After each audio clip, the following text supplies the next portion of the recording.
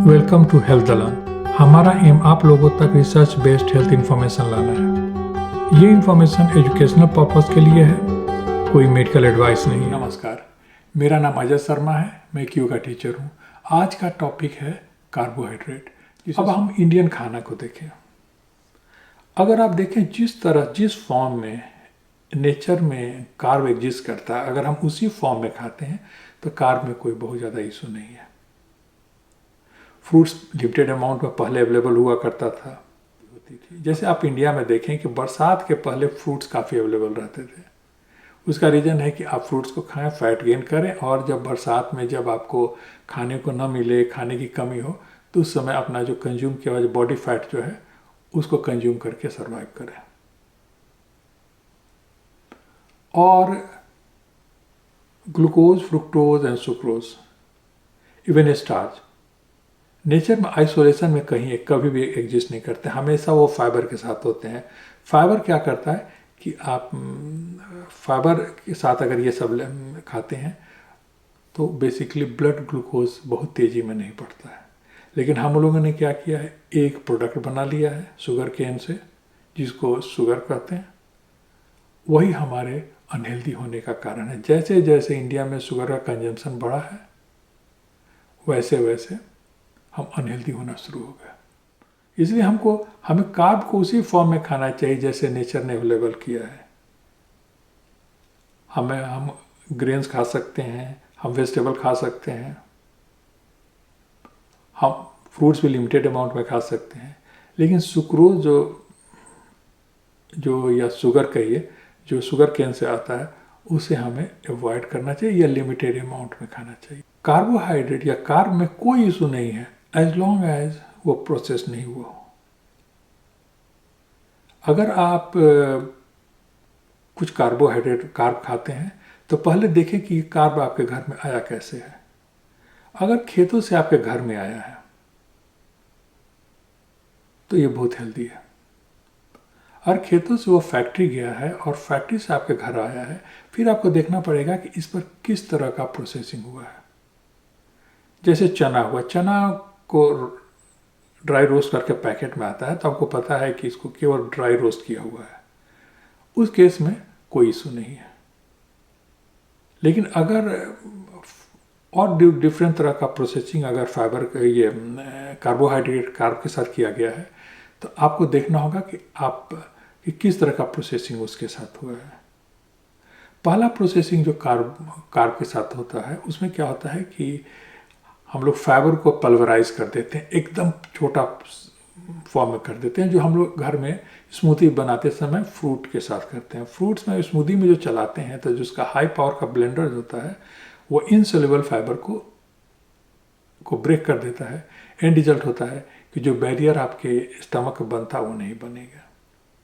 दूसरी चीज़, फाइबर को पल्वराइज करने का दूसरा एग्जाम्पल है जो स्टील रोल्ड जो आटा होता है, व्हीट फ्लावर। पहले स्टोन चक्की में जो आटा आता था तो उसमें कुछ इनसोल्यूबल फाइबर इंटैक्ट रह जाते थे, लेकिन आज जो स्टील जो मिलिंग जो होता है स्टील रोलर से, उसमें फाइबर ब्रेक हो जाता है।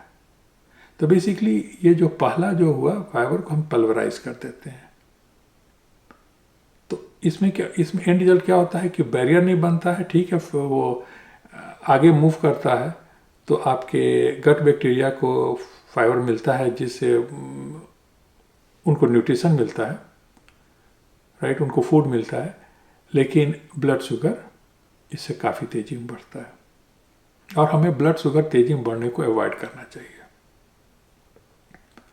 दूसरा प्रोसेसिंग जो होता है जिसमें फाइबर को हटा दिया जाता है, जिसका एग्जाम्पल है फ्रूट जूस। अगर आप फ्रूट्स को, कोई भी फार्मर एक फ्रूट्स को कुछ महीनों तक या कुछ वीक तक रख सकता है। अगर उसे फ्रीज कर दिया तो फिर जब उसे थॉ करेगा तो बेसिकली वो जो फ्रूट्स होगा वो मुसी हो जाएगा। तो लोगों ने एक ट्रिक निकाला कि चलो इसको जूस बना देते हैं नेचुरल जूस के फॉर्म में, लेकिन उसमें क्या होता है, उसमें फाइबर निकाला रहता है। और साथ में अगर आप मैदा भी देखें, मैदा भी इसलिए बनाया जाता है कि फाइबर के कारण रैंसिड होने का, पुराना होने का चांस बढ़ जाता है। इसीलिए सेल्फ लाइफ बढ़ाने के लिए वीट से फाइबर निकाल दिया जाता है, जिसके कारण सेल्फ लाइफ जो है सो कोई भी प्रोडक्ट बनता है मैदा से वो काफ़ी दिन टिकता है।